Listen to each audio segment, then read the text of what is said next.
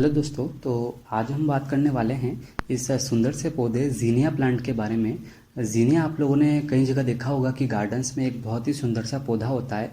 ये गर्मियों में फ्लावरिंग करने वाला अपना एक पौधा होता है और ये बहुत अच्छी फ्लावरिंग करता है। और इसके सीडलिंग भी हम मार्च स्टार्टिंग में लगा देते हैं। मार्च स्टार्टिंग में आप लगा सकते हैं। ऐसे तो बताया जाता है कि इसे आप जून एंडिंग तक लगा सकते हैं, लेकिन फिर भी मैं आपको सजेस्ट करता हूँ कि मैंने भी पिछली बार जो लगाया था वो मार्च में लगाया था।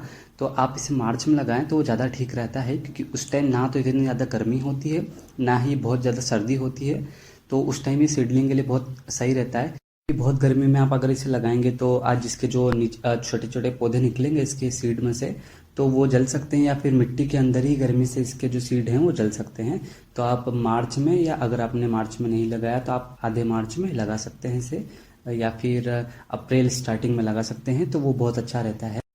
तो आप इसे कैसे लगाएं वो मैं आपको बताऊंगा, लेकिन उससे पहले मैं आपको थोड़ा इसके बारे में बताना चाहता हूँ। जीनिया एक मतलब आप समझिए कि एक बहुत ही प्यारा फ्लावरिंग वाला प्लांट होता है। और इसके अंदर येलो, वाइट, पर्पल जो मेरे पास है, अभी मैं लगाने वाला हूँ, पर्पल कलर, और light pink, dark pink, orange, white, yellow, और बहुत सारे कलर इसके अंदर आते हैं। तो आप वो लगा सकते हैं और वो बहुत सुंदर लगते हैं देखने को। और वो गर्मी में फ्लावरिंग करते हैं, तो वैसे देखिए कि गर्मी में बहुत कम पौधे फ्लावरिंग करते हैं, तो उसके अंदर एक जीनिया बहुत ही अच्छा ऑप्शन होता है। तो आप इसे आपके गार्डन के लिए गर्मियों में बहुत अच्छा रहता है, तो आप जीनिया लगा सकते हैं। मल्टी कलर लगाएं, बहुत सुंदर लगता है। तो मैं अभी ये पर्पल रंग का, जो पर्पल कलर का मेरे पास जीनिया है, तो मैं इसे लगाऊंगा। तो मैं किस तरह से लगाऊंगा मैं आपको बता देता हूँ। ये मैंने मेरा पॉट ले लिया है, तो इस पॉट के अंदर मैं लगा दूंगा, और उसके बाद जो ये निकल जाएंगे तो उसके बाद मैं इसको अलग अलग शिफ्ट कर दूंगा बाद में, थोड़ा बड़ा होने के बाद। ठीक है। तो इस पॉट में मैंने मिट्टी भर ली है। और अगर मिट्टी की बात करें हम सॉइल कैसे लें, तो आप देखिए कि मैं हर हर वीडियो में बताता हूँ, और मैंने पहले भी एक अच्छा पॉटिंग मिक्स बताया था। तो स्टेम के लिए और सीड के लिए हमेशा वही बताता हूँ। तो इसके साथ में एक चीज़ और आपको बता देता हूँ कि आपको क्या करना है। तो आप क्या कीजिए कि जैसे मैंने इसमें 3 हिस्से बराबर लिए हैं, जिसमें एक हिस्सा खाद में आप कोई भी वर्मी कंपोस्ट लें, या गोबर खाद, या नेचुरल खाद, जो भी आपके यहाँ मिल जाए वो आप ले सकते हैं। तो एक हिस्से हम ऐसे डिफाइन करेंगे, जैसे आपका एक पॉट है, और तो आप उसे 3 कटोरी या 3 बाउल में बराबर बराबर हिस्से रख लें, ताकि वो आपको 3 हिस्सों के बराबर डिवाइड हो जाएगा। तो एक हिस्सा खाद में आप वर्मी कंपोस्ट या गोबर खाद ले सकते हैं। एक हिस्सा बालू रेत, बजरी, जो हमारे कंस्ट्रक्शन में घर बनाने में काम आती है, बजरी होती है वो। और एक हिस्सा गार्डन सॉइल। गार्डन सॉइल, कुछ लोग सोचते हैं कि गार्डन सॉइल क्या होती है, कोई अलग से मिट्टी नहीं होती। वही मिट्टी जो आपके खेतों में मिलती है, या आपके गार्डन में मिलती है, या जो आपके आसपास के एरिया में जो नॉर्मल मिट्टी मिलती है अपनी, जिसमें खेती होती है, वही गार्डन सॉइल होती है। तो एक हिस्सा खाद, एक हिस्सा बालू रेत, बजरी, और एक हिस्सा गार्डन सॉइल, इन तीनों को अच्छे से मिक्स कर लें। लेकिन ये एक तो होता है कि आप अगर कोई स्टेम उगाएं या कोई दूसरा पौधा शिफ्ट कर रहे हो, तो उसके लिए हम इस टाइप की मिट्टी लेते हैं। तो हमको सीड के लिए, बीज लगाने के लिए अलग से कौन सी मिट्टी लेनी होती है, तो यही मिट्टी के साथ हम क्या करेंगे कि कोकोपीट। तो कोकोपीट क्या होता है कि कोकोपीट जो हमारे नारियल होते हैं, और जो नारियल के छिलकों में से जो छोटा छोटा उनका डस्ट जैसा निकलता है, तो वो छोटा छोटा हम इसके अंदर मिलाकर और इसको सॉफ्ट मिट्टी बनाते हैं। तो क्या होता है कि सीड के निकलने के लिए बहुत ही सॉफ्ट होता है। तो आपको मार्केट में मिल जाएगा, और मार्केट से आप नहीं ला सकते, नहीं मिलता है, तो आप आपके घर में जो अपना नॉर्मल नारियल होता है उसको थोड़ा सा ऐसा रब करेंगे, तो उसके अंदर से वो निकल जाएगा। तो आपका इतना तो इकट्ठा हो जाएगा कि आप सीडलिंग वगैरह लगाएं या कोई प्लांट वगैरह लगाएं, तो उसमें आप काम में ले सकते हैं। तो वो आप कर सकते हैं। और अगर आपके पास नहीं है तो कोई बात नहीं, ऐसी कोई टेंशन की बात नहीं है कि आप सोच रहे हैं हमारे पास है ही नहीं, तो वो भी कोई बात नहीं। आप बिना उसके भी लगा सकते हैं। बस आगे मैं जो प्रोसेस बता रहा हूँ उसको देखते जाइए, ताकि आपको कहीं पे भी प्रॉब्लम नहीं आए। तो सबसे पहले हमने मिट्टी ले ली थी, मैंने आपको बता दिया इस मिट्टी में क्या क्या रखना है, और अब हम इसे लगाने जा रहे हैं। तो आप सबसे पहले तो क्या कीजिए कि आप जब भी इसकी सीड लगाएं, तो उससे पहले आप इसमें जो ये पूरी मिट्टी है, उस पूरी मिट्टी को अच्छे से गीला कर लें। अभी इस मिट्टी के अंदर आप एक चीज़ देख रहे होंगे, इसमें आपको पिंक रंग का कुछ दिख रहा होगा, पिंक कलर का आपको कुछ दाने जैसा लग रहा होगा। तो वो क्या है, तो मैं आपको बता देता हूँ, वो NPK है। NPK क्या होता है कि नाइट्रोजन, फॉस्फोरस और पोटेशियम, इन तीनों का मिक्स होता है। तो ये जो हमारे प्लांट के फ्लावरिंग के लिए, हरा भरा रहने के लिए और हेल्दी रहने के लिए, जो खासकर रूट्स को निकालने के लिए, जो हम अगर मैं सीड में यूज़ कर रहा हूँ तो इसलिए कर रहा हूँ क्योंकि रूट्स को निकालने के लिए बहुत काम आता है और मिट्टी को मतलब बहुत ही अच्छा बना देता है। तो आपको बहुत ज़्यादा नहीं डालना है क्योंकि अभी तो हम सीडलिंग कर रहे हैं, तो वो ख़राब ना हो जाए सीडलिंग, इसलिए हम बिल्कुल ऐसा, आप देख रहे होंगे कि सिर्फ मैंने ऊपर ऊपर से इसको बिखेर रखा है इसके ऊपर।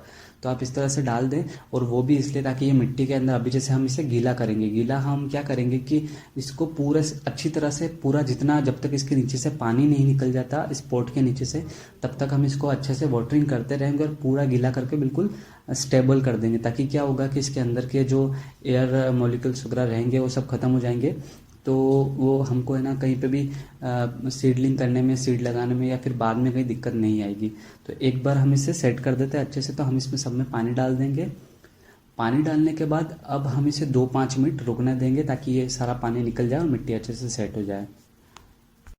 तो ये हो चुकी है हमारी मिट्टी अच्छे से स्टेबल, पानी भी नीचे निकल गया है और ये मिट्टी ने बहुत अच्छे से इसे पानी को सोख लिया है। अब हम बात करते हैं कि हमें सीड कैसे लगाने हैं। तो सबसे पहले देख लीजिए कि ये मेरे पास, ये जो मेरा जीनिया का पर्पल रंग का फ्लावर का सीड है और ये मैंने ख़रीदा था। तो मैं आपको बता दूं कि मैं किसी कंपनी का फिक्स नहीं बता रहा हूँ कि आप किसका लें या किसका नहीं लें। कोई भी लें पर अच्छी सी क्वालिटी का, मतलब थोड़ा सा आपको उसका पता हो कि ये अच्छी क्वालिटी का है और फ्रॉड नहीं है, और मतलब थोड़ा सा कि हाँ लगने जैसा है, और थोड़ा सा उसका एक्सपायरी का भी ध्यान रखें। कभी कभी क्या होता है कि सीड जो होते हैं बहुत ही पुराने हो जाते हैं और ख़राब हो जाते हैं, तो उसका भी ध्यान रखें जब भी आप लें कि थोड़ा सा ठीक हो, नया पैकेजिंग हो और वो ठीक रहे ना, तो थोड़ा सा उसका ध्यान रखें। तो हमने सीड निकाल लिए हैं। तो सीड आप देख लीजिए, इस तरह से इसके सीड दिखते हैं। अब हम क्या करेंगे कि हम इसको फंगीसाइड लेंगे। फंगीसाइड क्या होता है कि फंगस नहीं लगने के लिए ये पाउडर जैसा आपको मार्केट में मिल जाएगा। अगर आपके पास ये नहीं है तो आप हल्दी के साथ भी इसे मिक्स करके लगा सकते हैं। तो हम इस कटोरी में हमने फंगीसाइड ले लिया है, और इस फंगीसाइड के साथ हम थोड़ा सा फंगीसाइड लेना है आपको, और इस फंगीसाइड के साथ हम ये इसके सीड्स डाल के अच्छे से मिला लेंगे ताकि चारों तरफ कवर हो जाए फंगीसाइड से। और उसके बाद हम इसे बिखेर देंगे इसके अंदर अच्छी तरह से, थोड़ा सा दूर दूर आप इसे सीड को बिखेर दें मिट्टी के अंदर। अब हमें क्या करना है कि जो हमें यही मिट्टी है इसके ऊपर हमको अच्छी तरह से, मतलब ज़्यादा अंदर भी ना चल जाए तो ज़्यादा ऊपर भी ऐसा ना हो कि आप पानी डाल रहे हैं और सीड निकल के बाहर आ गए। इतना भी कम मिट्टी ना डालें और इतनी भी ज़्यादा ना डालें कि बिल्कुल सीड अंदर ही चले गए और आप मतलब वापस ग्रो ही नहीं हो पाए, अंदर ही ख़त्म हो गए, इस तरह से भी ना। तो मैंने, आप समझिए कि थोड़ा थोड़ा सा बस ये कवर हो जाए और अच्छा सा हम पानी डालें तो वो निकल के बाहर ना आए, इतना इतना इसे कवर कर दिया है मिट्टी से। अब ये करने के बाद आप क्या कीजिए कि आप पानी का स्प्रे इसमें कैसे करेंगे कि आप है ना, मतलब एकदम ऐसे पानी ना डालें ऊपर से कि आपने किसी मग से डाल दिया या फिर आप किसी नली से एकदम प्रेशर से डाल दिया तो बीज अलग निकल गए या बीज हिल गए या ग्रो ही नहीं हो पा रहे हैं या ख़राब हो गए, तो ऐसा नहीं हो।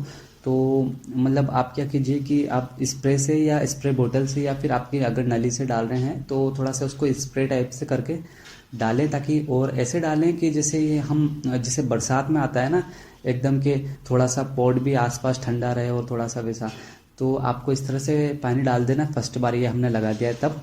अब आपको क्या करना है कि अगर जैसे आप चाहते हैं कि आपको कुछ आइडिया लगा रहे कि मेरे पास तो देखिए मुझे पता रहता है कि कौन सी चीज़ कहाँ रखी है और कौन सा प्लांट कौन सा है, तो अगर आप चाहते हैं तो इस तरह से आप कोई सी भी आइसक्रीम की स्टिक या कोई सी भी एक लेबल लगाकर और उसके ऊपर नाम लिख दें इसका प्लांट का, और आप इसे यहाँ पे लगा सकते हैं ताकि आपको ध्यान रहे कि कौन सा प्लांट है और आपको उसकी किस तरह से केयर करनी है, तो आप वो लगा सकते हैं।